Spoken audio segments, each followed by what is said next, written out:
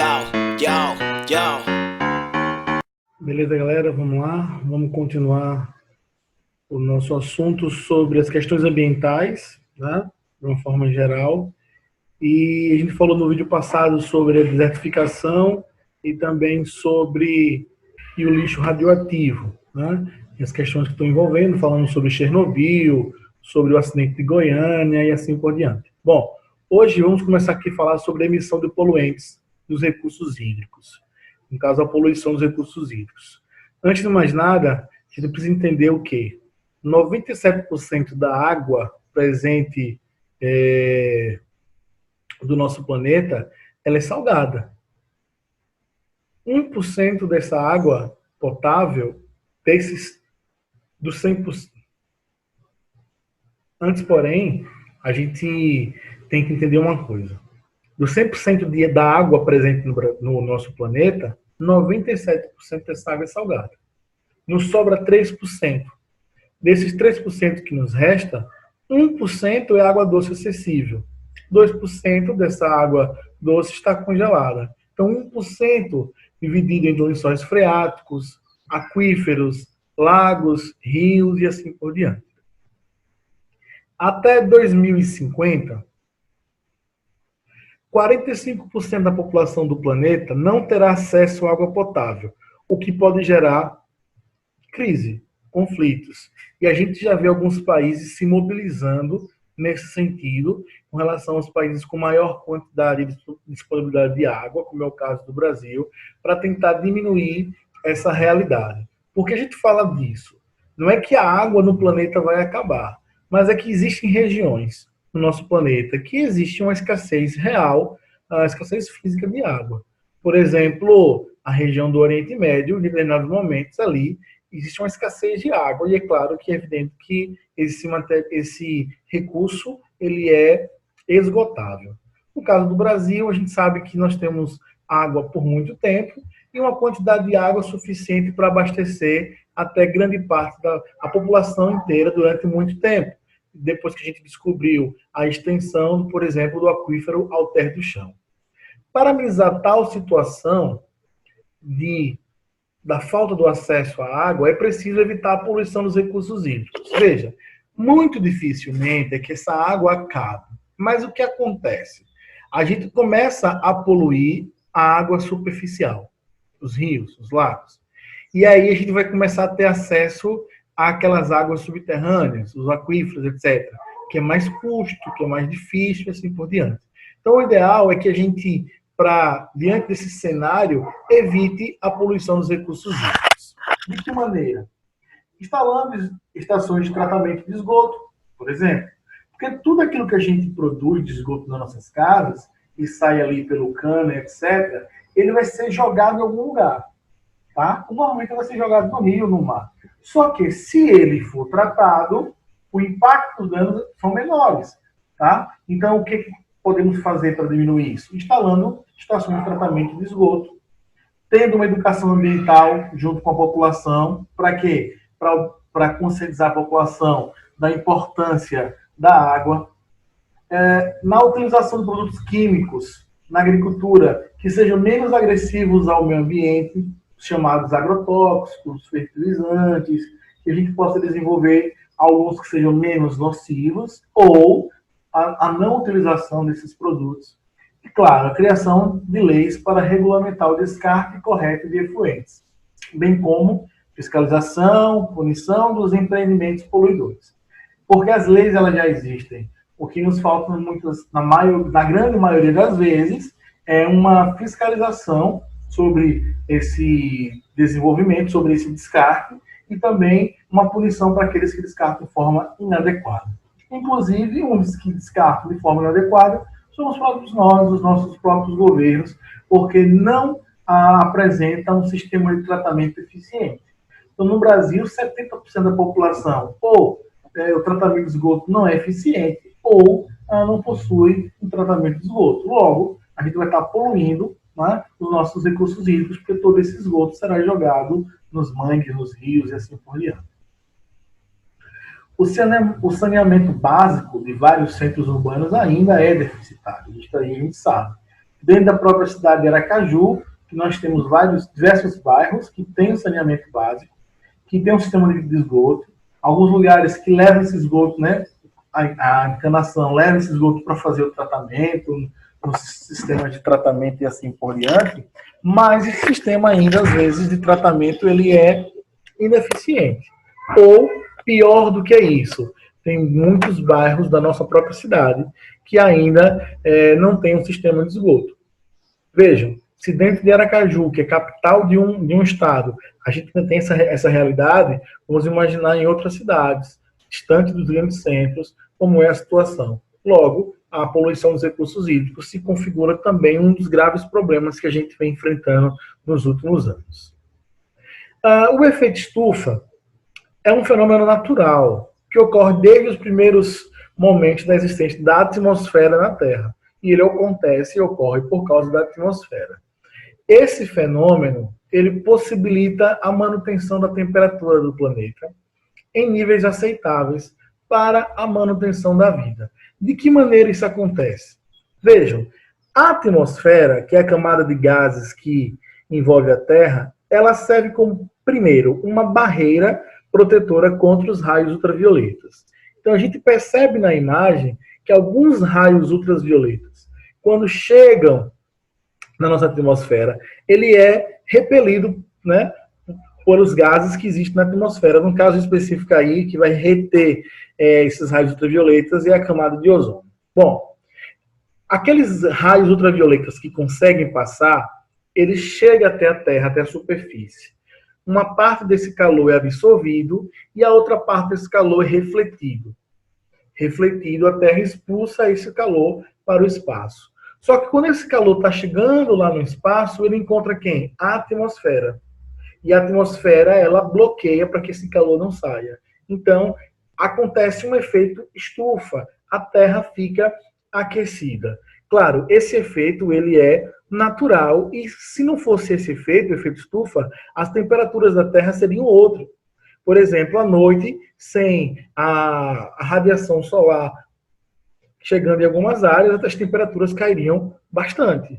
Então, a manutenção da vida na Terra estaria em risco, estaria em xeque. Então, o efeito estufa, ele é um efeito natural. O que é que chama a atenção? É que a ação humana, a ação antrópica, gerando poluentes para essa atmosfera, teria a capacidade de acentuar, veja, teria a capacidade de acentuar essa ação do efeito estufa, ocasionando o que nós chamamos de aquecimento global. Claro, por que eu estou falando que teria? Porque a gente sabe que existem duas teorias sobre essa ação humana, dela ter capacidade ou não de gerar o aquecimento global. Bom, ocorrendo o aquecimento, quais são as consequências? O derretimento das geleiras, consequentemente, a elevação do nível dos oceanos e as catástrofes naturais de uma forma geral, pela desregularização da chuva, em períodos de mais chuva do que outros, secas prolongadas, geadas e assim por diante. Então, claro, o problema aqui não é o efeito estufa, mas a ação humana gerando poluentes, gases aquecimentistas, que faria com que esse efeito estufa tivesse sua sensação acentuada. E aí a consequência disso seria o aquecimento global. Bom, uma das questões que estão se trabalhando aí é uma forma para diminuir a liberação desses gases poluentes, desses gases que aceleram, que aumentam as consequências do efeito estufa. E aí nós tivemos diversas conferências, diversos tratados, acordos, como foi o protocolo de Kyoto, Copenhague, que já estamos em Copenhague 21, e aí a Rio +20, né, que aconteceu aqui no Brasil. São todos esses lugares. Pós-reunião, eles, claro, trataram as ações do aquecimento global, geram sempre agendas, documentos, e os países que são consignatários, os países que são que participam, eles assinam esse documento se comprometendo em fazer aquelas ações. Claro, não há uma obrigatoriedade, mas os países prometem cumprir essas ações com o intuito de que diminuir esses gases do efeito estufa. O protocolo de Kyoto, por exemplo, prometia diminuição dos gases poluentes. Claro que os países mais pobres, eles têm uma dificuldade em fazer essa diminuição dos gases do efeito estufa. Por quê? Porque esses países são bases de produção industrial para as grandes nações. Logo, o seu desenvolvimento econômico está associado a essa produção industrial. Então, se você diminui os gases de efeito estufa, consequentemente, você está diminuindo também a sua produção. E alguns países desenvolvidos, ricos, não aceitaram o protocolo ou se retiraram do protocolo de Kyoto, como é o caso dos Estados Unidos. Claro, existem outros, o de Paris, o de Londres, enfim, diversos outros tratados que tratam e discutem sobre a diminuição dos gases do efeito estufa, consequentemente, a diminuição daqueles gases que teriam a capacidade para gerar o aquecimento global. O desmatamento também é um outro problema ambiental muito sério. Os principais responsáveis pelo desmatamento é a prática agropecuária e a mineração. No Brasil, a gente percebe muito isso. Vejam quantas e quantas hectares na região amazônica está sendo desmatado por causa dessa ação. O que os caras estão fazendo? Vão derrubando as áreas vegetativas para dar espaço às pastagens, aos campos agrícolas. Para quê? Para que a população, já que a cidade está crescendo, e eles precisam abrir espaço. Mas é evidente que a maior parte dessas ações são para produzir, e essa produção é voltada para o mercado externo. Então, o que nos chama a atenção, fazendo agora uma relação crítica dessa produção, vamos imaginar o Brasil, onde diversas áreas estão sendo desmatadas, a gente sabe os impactos para o desmatamento, como a diminuição da umidificação do ar, a proteção das matas ciliares, tá? A proteção do solo, deixando o solo mais exposto, consequentemente pode haver desertificações e assim por diante.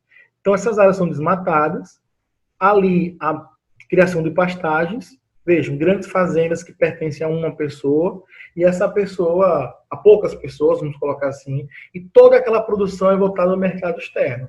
Isso nada impacta diretamente para a economia no Brasil e principalmente para o pequeno trabalhador, para a população de uma forma geral. Então, é o enriquecimento de um grupo pequeno em contraponto do desgaste, do desmatamento e do consumo exagerado dos recursos naturais, nesse caso das florestas.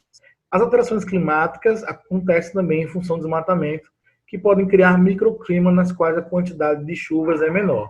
Veja, há uma discussão sobre se a ação humana altera o clima mundial, mas há um consenso de que as ações do homem alteram o clima de escala regional, como, por exemplo, uma cidade que é bem arborizada, ela vai ter uma condição climática totalmente diferente de uma cidade mais distante, onde toda a sua cobertura vegetal foi retirada. Isso há um consenso em todas as partes. O abastecimento de água, o abastecimento energético fica comprometido, pois há uma diminuição dos índices pluviométricos. Vamos pensar o Brasil. A geração de energia elétrica no Brasil, na sua maior parte, grande parte, é por meio das hidrelétricas. E as hidrelétricas dependem do regime de chuvas. Então, a partir do momento que a gente vai desmatando, essa contribuição da evapotranspiração para as chuvas diminui, consequentemente, a força do rio vai diminuir, e o rio diminuindo, nós também vamos ter uma perda na produção de energia. O desmatamento também reduz o patrimônio energético, pois desmata diversas espécies vegetais que poderiam ser a cura de diversas doenças. 30% dos medicamentos têm origem em áreas florestais. Além do mais, a gente pode estar acabando com a cura de uma doença, que a gente ainda não sabe a cura, mas que poderia estar ali dentro naquelas diversas espécies vegetais ou animais que vão estar sendo destruídos por causa da ação do desmatamento. Uma outra consequência são as alterações na camada de ozônio. A camada de ozônio, que tem cerca de 15 quilômetros de espessura, ela protege, um dos gases que fazem parte da nossa atmosfera, e ela protege a Terra contra a ação da radiação solar. E a gente sabe que a exposição aos raios solares, eles pode ser nociva à vida humana. Então, o que é que acredita? Que quanto mais a gente emite gases poluentes para a atmosfera, esses gases teriam a capacidade de alterar a camada de ozônio, destruindo a camada de ozônio, fazendo com que mais raios ultravioletas entrem no Brasil, e a consequência disso é um maior aquecimento e vai impactar nas diversas áreas, né, nos diversos lugares. Os aquecimentistas falam muito sobre o derretimento das geleiras, toda aquela ação sobre o aquecimento global, mas diretamente a gente temos os danos à nossa pele, tá? Que pode, claro, a constante exposição aos raios ultravioletas podem gerar câncer. Tranquilos? Então, um dos principais vilões, segundo muitos, são os gases CFCs, que são os clorofluorcarbonos, os gases do refrigerador, do ar-condicionado, os aerosóis, e assim por diante. Então, esses gases teriam a capacidade de destruição da camada de ozônio. Eu coloco assim, os gases CFCs é vilão? Será que sim? Será que não? E aí eu volto a afirmar, volto a falar para vocês que tem aquelas duas teorias. A teoria dos aquecimentistas e a dos céticos, que não acreditam na ação humana como sendo destruidora. Então a gente já viu que antes de usar os CFCs, usava-se outro gás, e aquele gás era nocivo, e agora o CFC que é nocivo, e tem muitos lugares agora afirmando que os CFCs não são nocivos, e tem um novo gás agora para ser usado, enfim. É uma discussão que a gente vai ter em outro momento, mas que vocês já podem ir adiantando, entendendo mais um pouco sobre o clorofluorcarbono e como ele impacta na destruição da camada de ozônio. Tranquilo, pessoal? Então, esses são as questões ambientais, os problemas ambientais que a gente tem para discutir hoje. Discutimos algumas no vídeo passado e algumas hoje. Para ver se a gente ficou claro o que a gente estudou, aqui com vocês vamos praticar algumas questões. Vamos ver a primeira questão aqui. Uma questão que aconteceu no Enem, na aplicação, no segundo dia, né? Na segunda aplicação, porque alguns foram cancelados, de 2010. Se, por um lado, o ser humano como animal é parte integrante da natureza e necessita dela para continuar sobrevivendo, por outro, como ser social, cada dia mais sofistica os mecanismos de extrair da natureza recursos que, ao serem aproveitados, podem alterar de modo profundo a funcionalidade harmônica dos ambientes naturais. Bom, a relação entre a sociedade e a natureza vem sofrendo profundas mudanças em razão do conhecimento técnico. A partir da leitura do texto, identifique a possível consequência do avanço da técnica sobre o meio natural. Tá? Questão bem simples. Ó. Letra A. A sociedade aumentou o uso de insumos químicos, agrotóxicos e fertilizantes, e assim os riscos de contaminação. B. O homem, a partir da evolução técnica, conseguiu explorar a natureza e difundir harmonia na vida social. C. As degradações produzidas pela exploração dos recursos naturais são reversíveis, o que, de certa forma, possibilita a recriação da natureza. D. O desenvolvimento técnico dirigido para a recomposição de áreas degradadas superou os efeitos negativos da degradação. E letra E. As mudanças provocadas pelas ações humanas sobre a natureza foram mínimas, uma vez que os recursos utilizados são de caráter renovável. Então vejam como as questões do Enem, elas são questões simples, né? É só uma questão mesmo de leitura e de entendimento, tá? Então qual a opção correta? Letra A. A sociedade aumentou o uso de insumos químicos, agrotóxicos e fertilizantes, e assim os riscos de contaminação. Então, veja como a questão é simples, é fácil. Peguei uma questão do Enem especificamente para facilitar, para que a gente veja que dá sim para a gente fazer uma boa prova diante daquilo que a gente está estudando, das atividades que a gente tem desenvolvido e praticado no nosso dia a dia. Vamos aqui ver mais uma questão. Sobre os atuais problemas ambientais, tem-se que As ilhas de calor são áreas urbanas que apresentam temperaturas mais elevadas que as áreas em seu entorno. B. As chuvas ácidas constituem fenômenos naturais que ocorrem nas regiões florestais da Amazônia e no sul do Brasil. C. O efeito estufa é um efeito natural que impede a entrada da luz solar na atmosfera, provocando seu aquecimento. Letra D. A inversão térmica caracteriza-se pelo resfriamento da temperatura na baixa atmosfera e é decorrente do aquecimento global. Letra E. O El Niño é resultado do processo de aquecimento global e se caracteriza pela elevação anormal das águas do Oceano Atlântico. Então, qual seria a opção correta? Letra A. As ilhas de calor são áreas urbanas que apresentam temperaturas mais elevadas que as áreas em seu entorno. E como é que acontece a formação dessas ilhas de calor e por que acontece? Também, principalmente, por causa do desmatamento, da diminuição das áreas arborizadas das cidades. Claro, com outros fatores, como a verticalização, a impermeabilização do solo, que diminui a capacidade de infiltração da água, diminui e modifica o albedo, que é a capacidade da Terra refletir a luz. Tranquilos? Então, nesse vídeo, está indo o slide, todo esse material que a gente aprendeu, que a gente estudou no vídeo 1 e 2, e no final do vídeo, além dessas duas questões, nós vamos ter outras 8 questões para vocês praticarem sobre as questões ambientais de uma forma geral. Tranquilo? Qualquer dúvida, vai anotando, pode deixar o comentário aqui no vídeo e aí vou respondendo a vocês, tá bom? Um grande abraço e saudações geográficas. Yo.